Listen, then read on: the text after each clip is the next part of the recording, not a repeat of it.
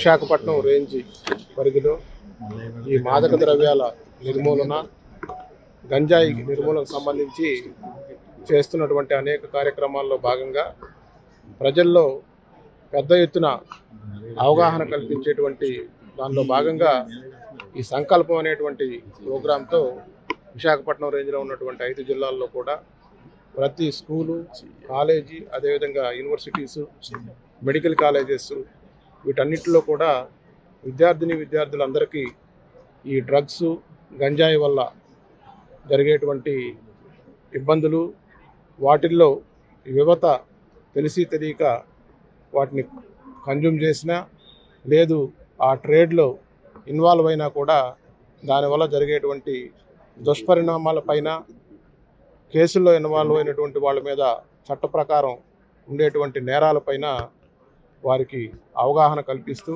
దానిలో భాగంగా ఈరోజు ఈ అనకాపల్లి జిల్లాలో ఉన్నటువంటి శ్రీ ప్రకాష్ ఎడ్యుకేషన్ ఇన్స్టిట్యూషన్లో అవగాహన కార్యక్రమాన్ని ఏర్పాటు చేయడం జరిగింది.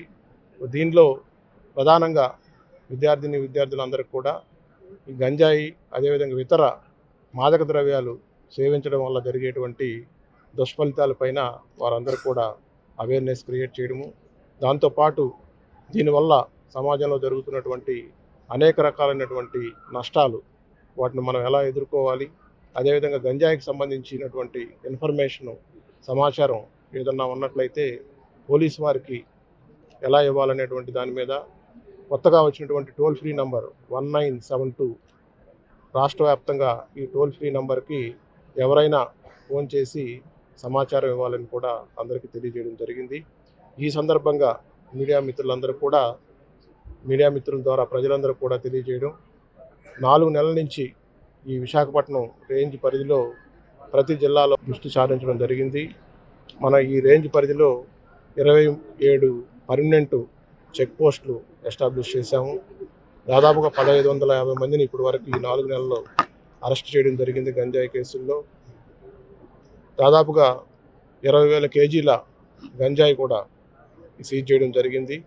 దాంతోపాటు ఇతర రాష్ట్రాల్లో ఉన్నటువంటి నేరస్తులు ఎవరైతే ఈ గంజాయి కేసులో ఇన్వాల్వ్ అయి ఉన్నారో వాళ్ళందరినీ పట్టుకోవడానికి కూడా దాదాపుగా 29 ప్రత్యేకమైనటువంటి బృందాలని ఏర్పాటు చేసి వారిని అరెస్ట్ చేయడానికి కూడా ప్రయత్నాలు చేస్తున్నాం.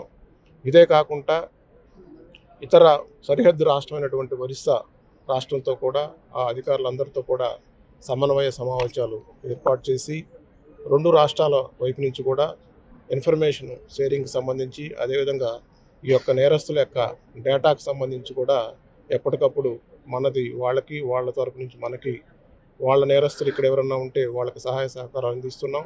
అదేవిధంగా మన కేసుల్లో ఉన్నటువంటి నేరస్తులు అటువైపు ఉంటే ఆ సమాచారాన్ని కూడా వాళ్ళకి చేరవేసి మనకు కావాల్సినటువంటి సహాయ సహకారాలను కూడా వారి దగ్గర నుంచి తీసుకోవడం జరుగుతుంది.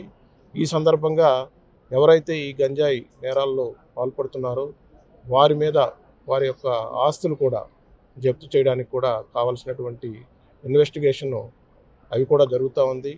సో త్వరలోనే ఎవరైతే ఈ కేసుల్లో ఇన్వాల్వ్ అయ్యి ఆ కేసుల ద్వారా సంపాదించినటువంటి డబ్బుతో ఆస్తులు కొంటారో ఆ ఆస్తులన్నింటిని కూడా జప్తు చేయడం కూడా జరుగుతుందని కూడా ఈ సందర్భంగా తెలియజేస్తున్నాను. మరిన్ని వీడియోస్ కోసం ఛానల్ ని సబ్స్క్రైబ్ చేయండి. లేటెస్ట్ అప్డేట్స్ కోసం వాట్సాప్ ఛానల్ ని ఫాలో అవ్వండి. ఆ లింక్ డిస్క్రిప్షన్ లో ఉంది.